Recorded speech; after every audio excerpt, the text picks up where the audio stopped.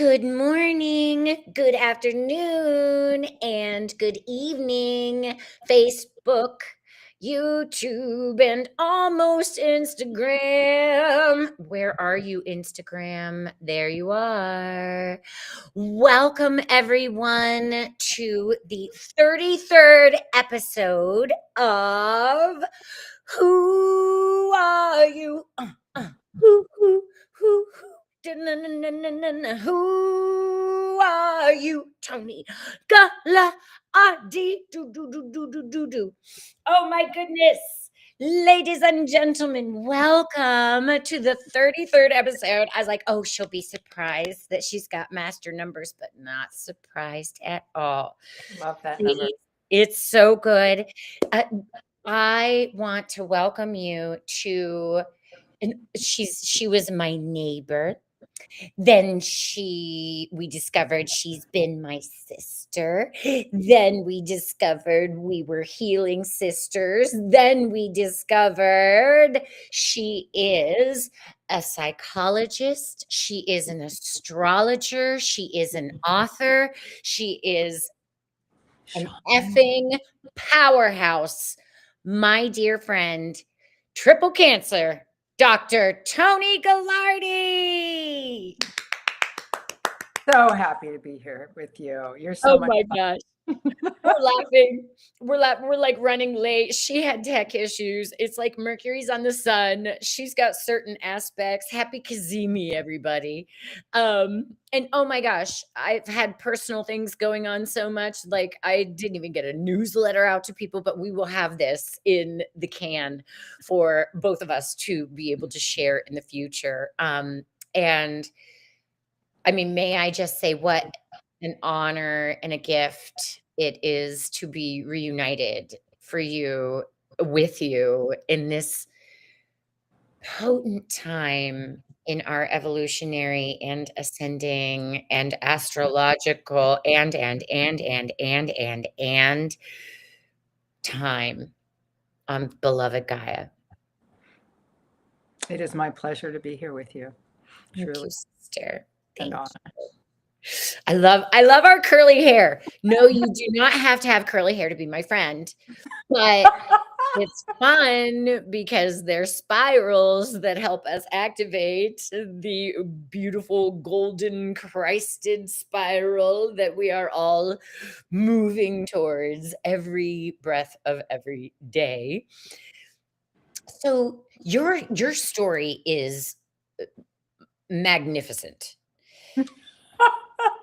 It is, which means there has been some tremendous hardship that you have faced in your life because that's how it works, right?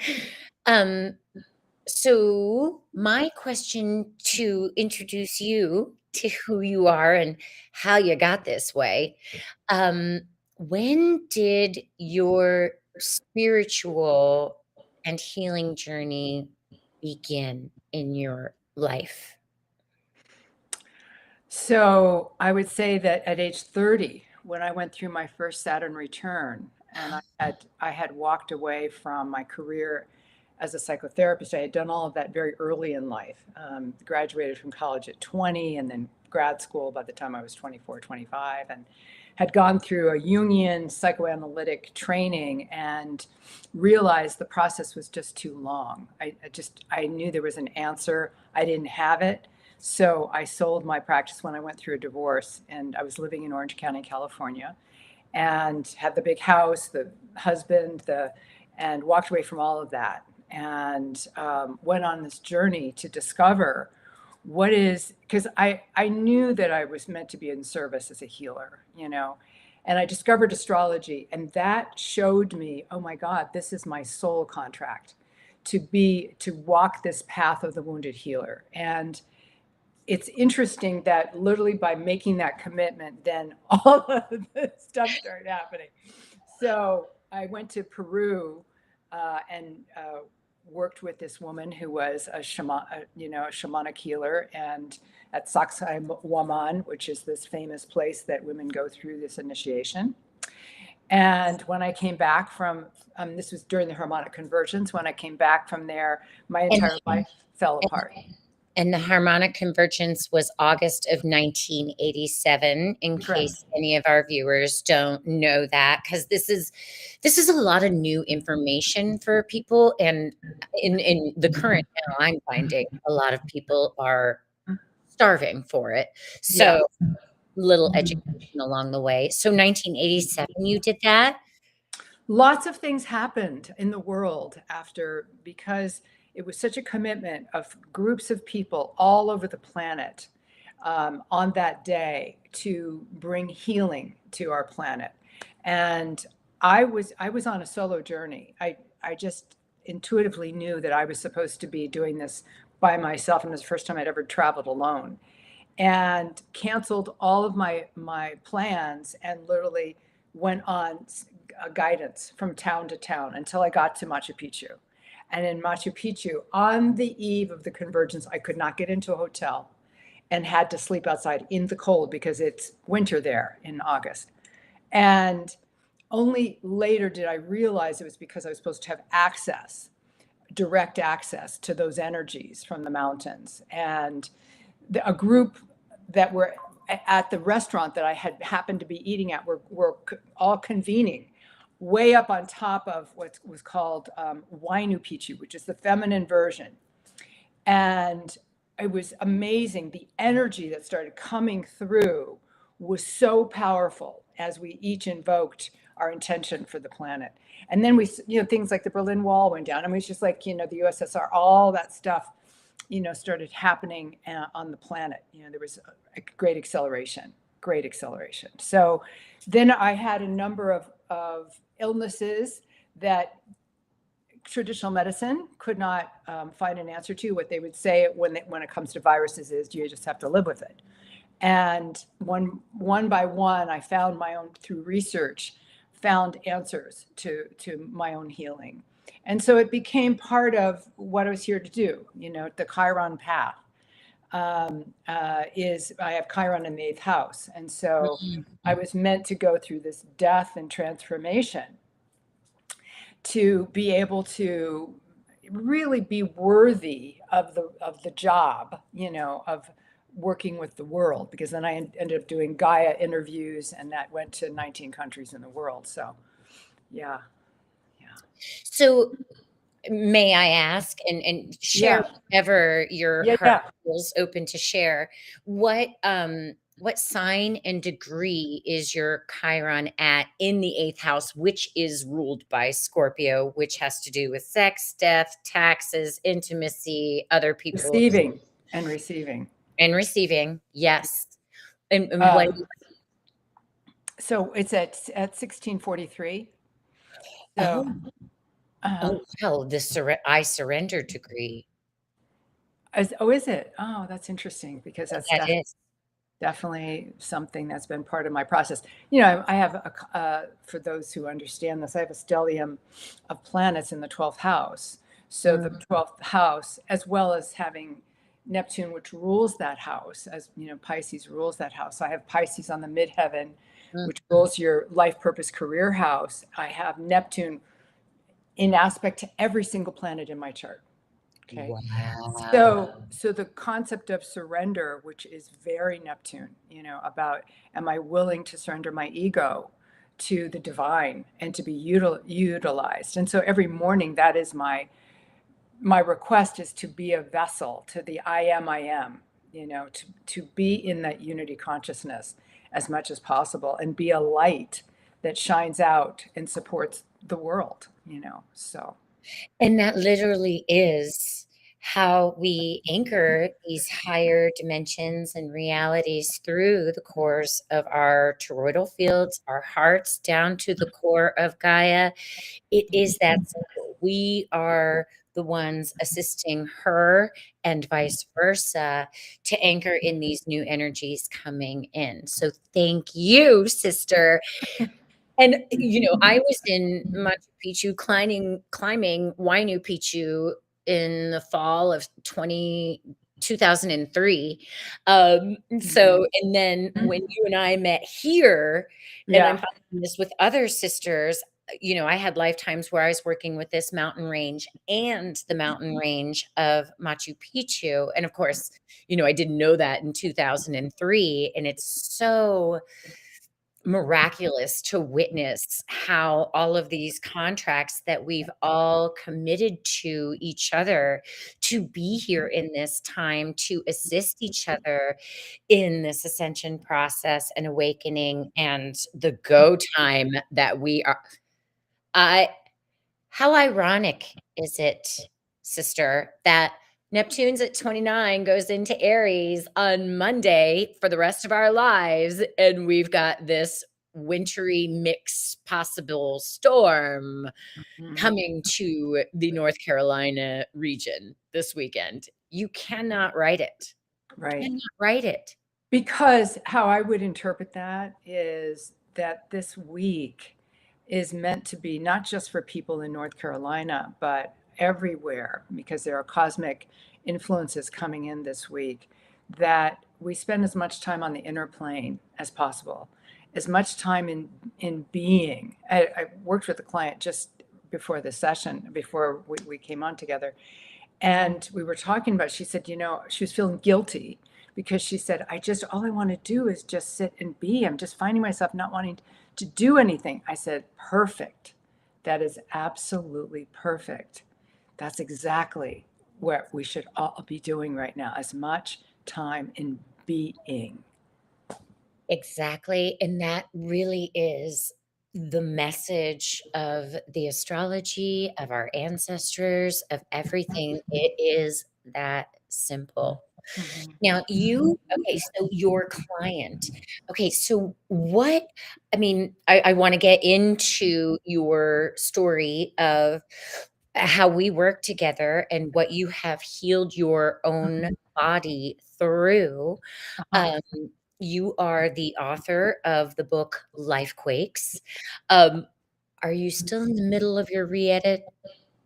So that book, The LifeQuake Phenomenon, has been out for a number of years, and then the LifeQuake Miracle, but Breastquake, which became an international bestseller, is a book that I wrote that was published 2 years ago, and that is still selling quite a few copies. So that particular journey was about standing up to traditional medical authority when I was diagnosed with invasive ductal carcinoma, stage 1. So um, I asked the question that women don't ask, and that is this slow growing? And it's a very important question. And And in go case ahead. folks don't know what that means, she had to, found a tumor on her breast. Right. Because you are very doctor carcinoma. Uh, well, I figured because I said breastquake that covered Yeah, it. yeah. Listen, everybody's getting so inundated with, like, all the stuff, and it's like, Right. "Okay, let's not everybody went to" Yeah. Yeah. So, yeah, you had detected a tumor in your breast, and what was well, I mean, first of all, what was your initial response when you got the news? Because so many women Hmm. have been misled or misdiagnosed Hmm. with this Hmm. diagnosis. Can Hmm. you share what your journey was with this? Because it's a Sure. lot. So, I'm a dot connector. Like when I'm looking at a chart, I'm connecting dots. When I'm listening to someone's history, I'm connecting dots, that tell me that there's a kind of a mythic journey for this person, right? And so, in the moment that, in fact, you were with me when we looked at the scans with the breast cancer surgeon, and she said, "Oh my gosh." And she was looking at it, and I thought, "Oh my God, what did she see?" Right? She said, "There are two tiny tumors that are merged into one in the shape of a heart." And it was over my heart. The area where the actual tumor was over my heart. And you said a cracked heart, and she said, "Well, that's because two tumors had merged together." And in that moment, because it was in the shape of a heart, it was over my heart, I knew this was emotional, that I had been through many unprocessed traumas. My mother and father died 6 months apart in the period of time right after I broke off of an engagement, left Marin County, California, moved to Asheville. My father dies. Then 6 months later, my mother dies. And I'm alone. And then COVID hits, and I'm all by myself. So it was one trauma after another, after another, after another. And I didn't have the time, or I didn't take the time to really release those traumas from my own body. I was concerned about keeping my practice going and writing the second book, which was the 10-year anniversary of LifeQuake. So I was neglecting myself. And however, I got it. It was like almost immediate that I got, okay, if I can do this, if I can pull off doing this holistically, I can help people. This is another one of those things on my journey of what the Chiron healer is meant to take a wound on, that is meant to heal others, help others heal. So that's when I started doing research. I asked the question that's very important to ask, is this slow growing? And when she said yes, I said, can we hold off on the MRI? Because she wanted to rush me into an MRI and rush me to the oncologist. And I said, can we wait 3 months and let me do my thing for 3 months? And she said, yeah, we can wait 3 months. So the good news was, I think having a female breast cancer surgeon, I asked for a female because I had heard women talk about the dynamic that they experienced with male doctors who shamed them for wanting to do a holistic route. This one doctor had told a friend of mine, that she was going to die in a year if she didn't do this, and blah, blah, blah. Meanwhile, she's healed her own breast cancer. So I was grateful that she allowed me, that time to do my thing. So that's when I started on vitamin C IVs and SEACT, which is very powerful. I did things that had data, lots of clinical data that supported the soundness and the efficacy of these approaches, And Dr. Roden, who was the MD who developed the vitamin C protocol, has been, doing this for 50 years. The SEACT protocol, 100 years that was given to by an Indian shaman to a French Canadian nurse who worked with oncology patients. And he said, I have the answer for you to heal your patients. And she started making this tea for her patients and started seeing miracles happening. So those were a couple of things I did. And then I formed, through Lynn McTaggart's work, Power of Eight, a Power of Eight group, which you also were in, thank you very much. And the Power of Eight is where you bring together 7 other people, or more, you can do more, who come online on a Zoom call at an appointed time once a week for 16 weeks. And all they do is you say your intention. We build a quantum field, which is a healing field, a frequency for everybody to step into. And you state your intention. I stated my intention, what I wanted.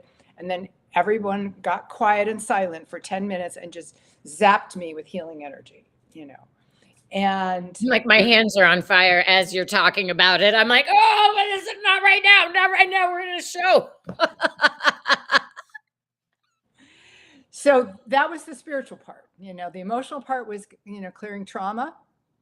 And the physical part was the herbs and supplements that I did, and liver detoxification and coffee enemas, things of that nature that help to clear out the liver and gallbladder and intestinal tract. So it's, we live in a dirty world. People are getting cancer left and right from the xenoestrogens that we're taking on. Younger and younger men are getting prostate cancer. Younger and younger women are getting breast cancer. So we have to, for all of us, not just those who have had breast cancer, but for all of us, if you want to stay healthy, you got to keep your liver clean. Yeah, absolutely. And coffee enemas are huge because it helps stimulate the glutathione that the body naturally makes that heals everything.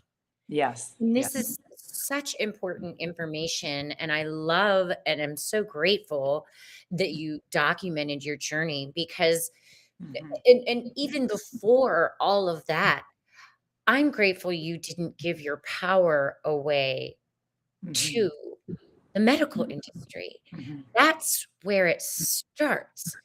And, I think that programming happened back in the 50s when women were told this powder is better than what your body can make for breast milk for your baby. Right. It's like absolutely in your face, asinine. And I am so grateful Mhm. to be on the planet as all of this is getting stripped away for the false constructs that were created to disempower everyone. Yes.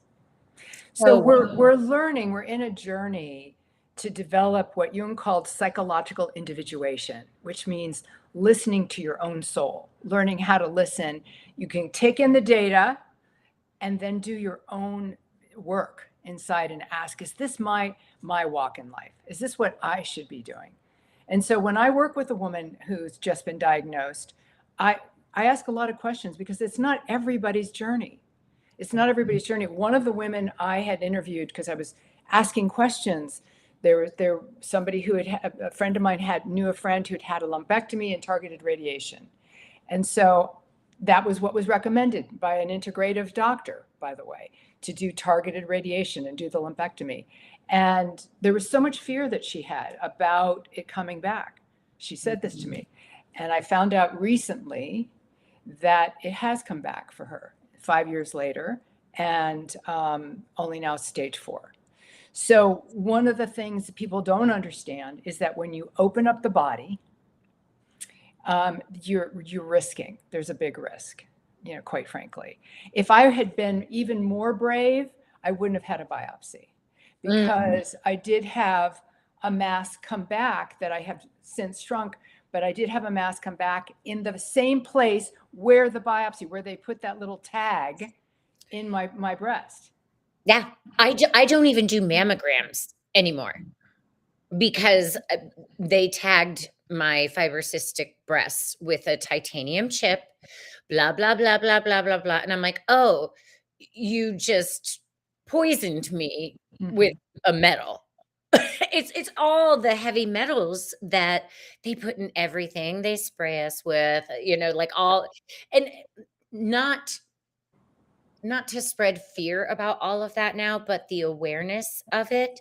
Mhm. And I remember those lenses that you were going through. You came and got some sound healing because it's all the frequency. And how Yes. would you define the frequency of fear?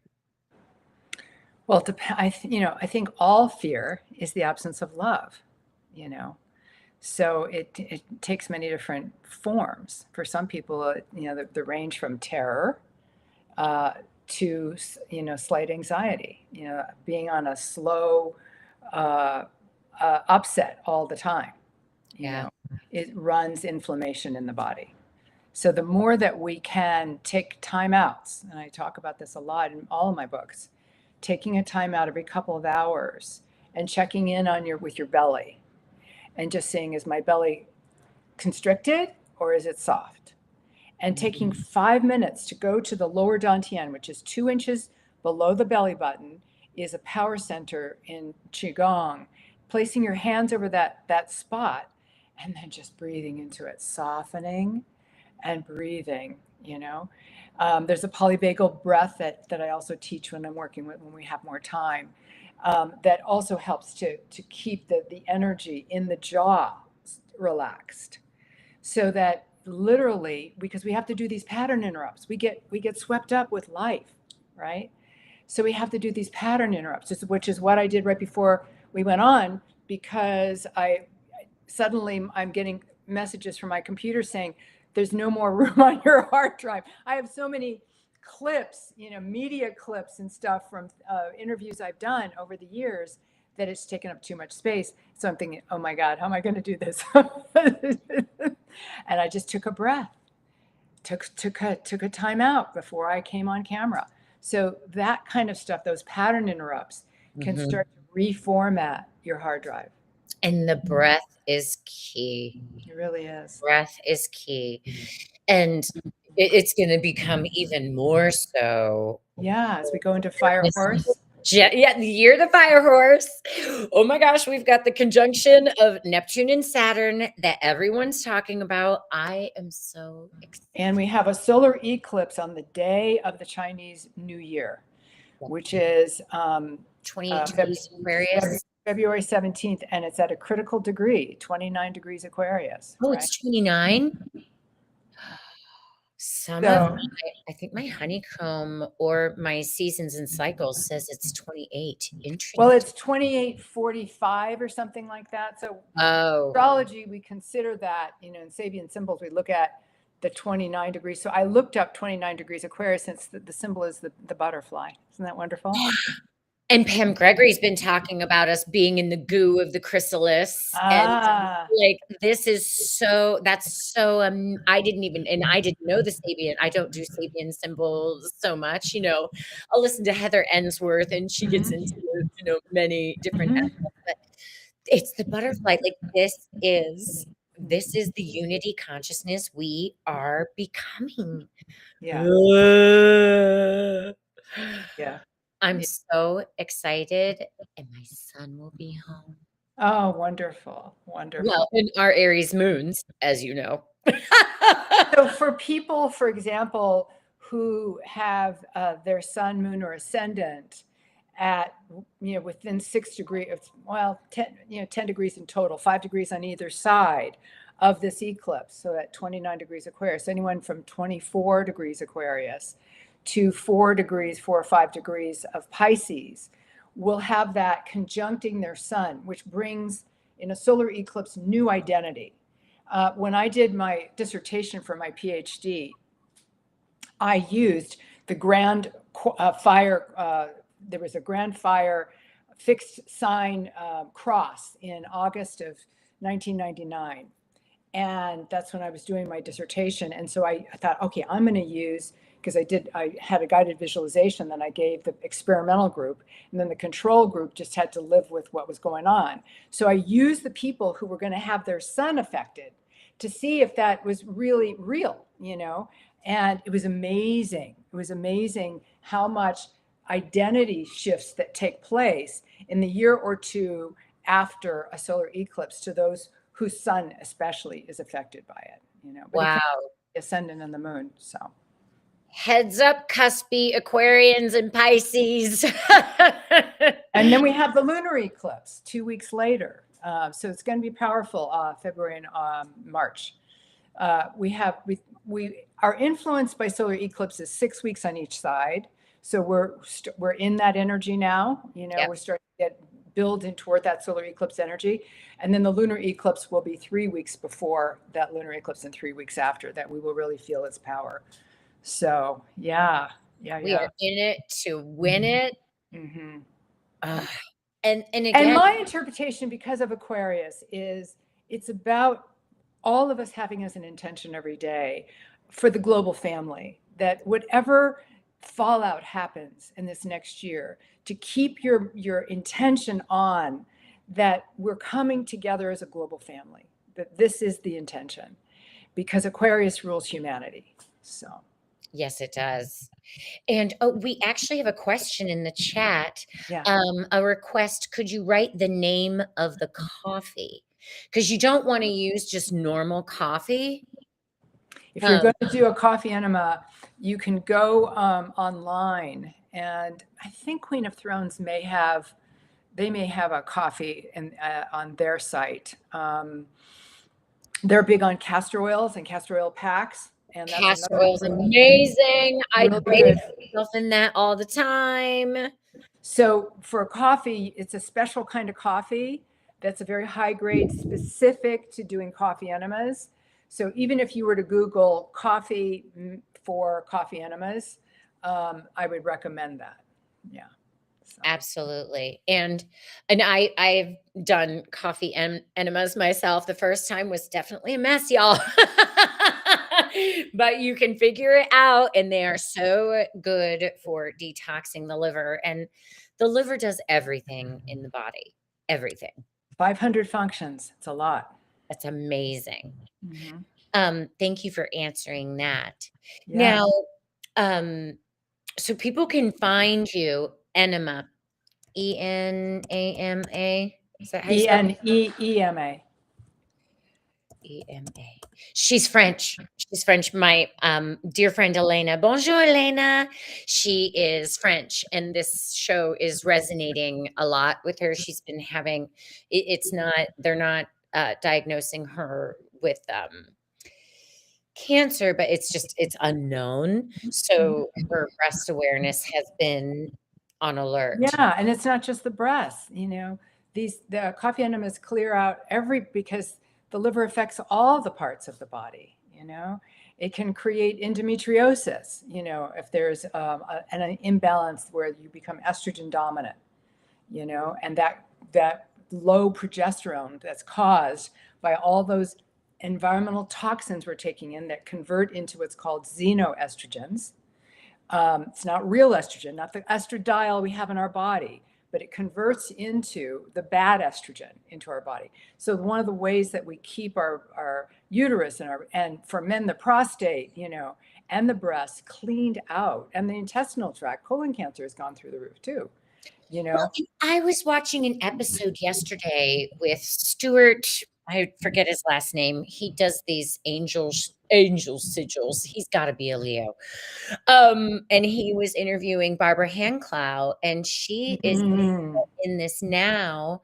A lot of people have been having some deep intestinal trauma and problems because the second dimension with all these volcanoes, Uranus back in Taurus, all these volcanoes, weather, crazy earth shakings is giving people that second dimensional, second chakra intestinal trauma response. So this would be maybe triggering old traumas too. It's absolutely. Like, well, I mean, Atlantean, like we could go on and on and on and on. Oh, Now, sure. what's the name of okay, can you walk us through I know about breast quakes. What was the third book that you recently wrote? So the first book was The LifeQuake Phenomenon. The second book was a revision of that book, and I gutted and put a lot more information in The LifeQuake Miracle. And then Breastquake was the most recent book 2 years ago. So amazing. You are so amazing. It's a lot of work. Unless you feel really inspired to write and you're a natural writer, I don't recommend it unless you can sequester because it requires a lot of sequestering. Yeah. And thank God there was no AI or ChatGPT involved in any of these books. Which I respect highly. Thank you so much. I'm not a published writer yet, but my last name is Writer, and I've got my own writing I have to start getting into. And I'm like, okay, I have to figure out how a generator is going to get hooked up to the house first. All right. Okay. Make sure the house doesn't blow up this weekend. Yeah.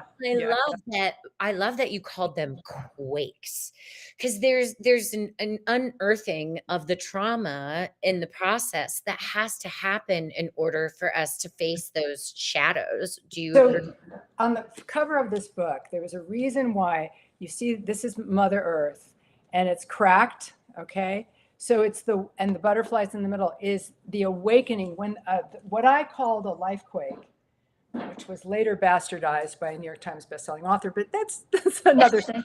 That's fine. That's fine. Here's your LifeQuake in 1987 is the soul waking up to the next level of its evolution. And when that happens, if you are not real good at making changes, if you're not, too keen on having your whole life change, then what will happen is the resistance to that change, and I was one of those people, the resistance to that change creates massive crisis, as a way of getting you out of the old life and into the new one. Yeah. So I have a Taurus South Node. I'm slow to make changes. Well, and I am a Taurus, so I'm slow to make changes, but Uranus and Taurus since, well, dipped in That's 2017, then 2018. So heads up, Geminis, your life is about to change. But yes, it's yeah, so fascinating because all of our lives are changing so fast. I mean, we're still shedding until February 17th, the year of the horse coming in. that's And right. it's so divinely destined. It's Mhm. so exciting. I Um, also think it's important, medical astrology was something that was taught in medical schools, worldwide until the Cartesian age. And that's when the whole masculine model and scientific method, if you want to call it that, came into being. But physicians like Nostradamus would do a workup of a person's chart, medical chart. And so I really hope that, because I've studied medical astrology years ago and still do, that this comes into the mainstream, because when you know what the weaknesses are in your chart, and I did a whole chapter I devoted in Breastquake to women who are most, and men, by the way, because I mentioned a couple of celebrity men who got breast cancer, who are most vulnerable to getting breast cancer. And every part of the body, when you look at someone's chart, you will see where their weaknesses are. For Tauruses, they have to watch the thyroid and the throat, and personal injury accidents, like getting whiplash and things of that nature. or hit by a semi. Yeah. Oh God. God bless. Breast cancer is, the astrological sign of Cancer. So I looked at the charts of five celebrity men who had all had breast cancer, who have at least owned it, and Right. in every case, they either had a Cancer moon, a Cancer sun, or a Scorpio in their chart. And so that water energy is what can because it makes you more emotional. Okay. So a person who's more emotional will have a tendency towards certain kinds of cancers. Colon cancers we see a lot with Virgos, because the longest nerve of the body is ruled by Virgo, and it runs through the intestinal tract.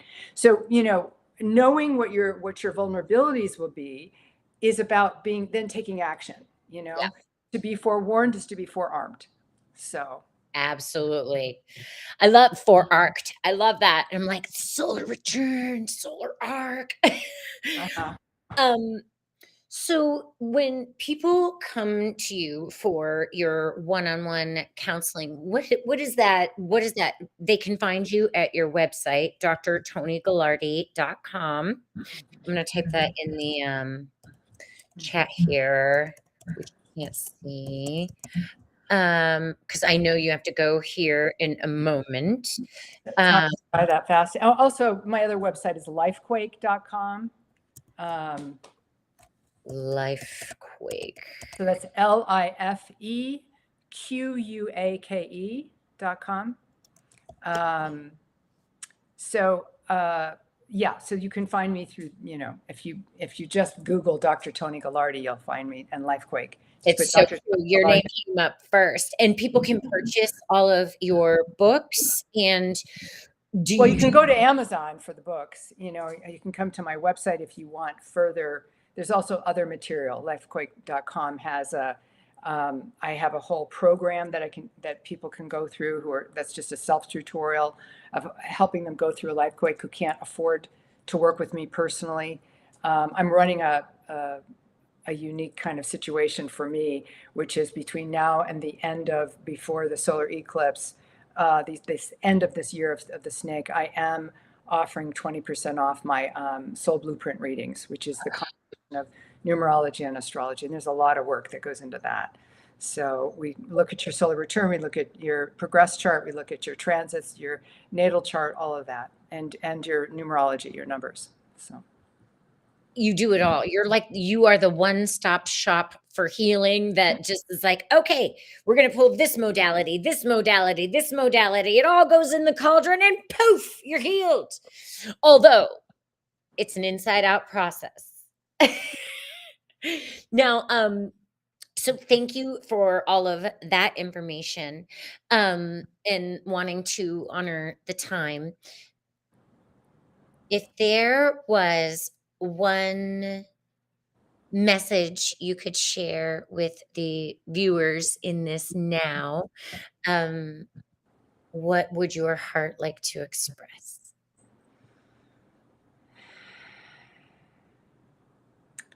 To take time out every day, in the morning and before you go to sleep at night, and do this breath work. Take 10, 15 minutes of literally breathing and just noticing where in my body is there constriction, where is there fear, and simply ask for radiant light to come from source through the top of your head. For those who relate to the concept of God, just see it as God. The Christ consciousness was an energy through which Jesus, Muhammad, Buddha, all of those great beings came through this energy. And so we can call on the Christ in ourselves through calling on that Christed energy so that we are no longer in separation, which is what fear is. And so when we bring that energy through the whole body and you start your day that way, let me be a vessel for the highest and greatest good, right? You start your day on the right foot, and also being grateful. I think doing a couple of gratitudes is a good way to start the day, and then end the day by scanning the day and looking at um, where did I go into stress patterns, or was I not my best self, and clear it. Just say, okay, I release that from my body. Now I let it go. I let it go, and then fill the body once again with that light, so that you're going into sleep with reconciliation with spirit. Mm, I love that. I love that. Wonderful. Oh my goodness. I feel like we've covered the gamut. How are you feeling, sister? Great. It's fun to do this with you. Isn't it fun? I love doing these shows. And yeah, for all my viewers, I will be back with Pop-Up Tarot Live Friday at 12:30, answering everyone's questions as we are in these all in betweens. And I have a surprise for everyone Monday, I believe. But we got to get through this storm. We're all literally weathering these storms Mhm. until Neptune ingresses to Aries on Monday. And I just want to thank you for your time and your light and your love and your sisterhood and your wisdom and your brilliance. It was such an honor to have you as a guest on today's show. I love Well, you. thank you for what you do here. Thank you for the service that you give to all of humanity, everyone who gets to participate in your tarot readings and in your podcasts that have that blessing. So thank you for the service that you give humanity. And thank you Thank for you. being my friend and supporting me on my journey. Heck yes, this is how we do it. I'm giving you a big ethereal hug. Everyone, thank you so much for your time and your consciousness. Keep it clear, everyone. All right. Thank you so much, everyone. If you need a reading or a Zoom sound healing from me, I'm building so many things over here, y'all. And I will be back online with you all Friday at 12:30. Thank you so much, everyone. Thank you, Dr. Toni Galardi, and we will see you next time. Love and blessings, everyone.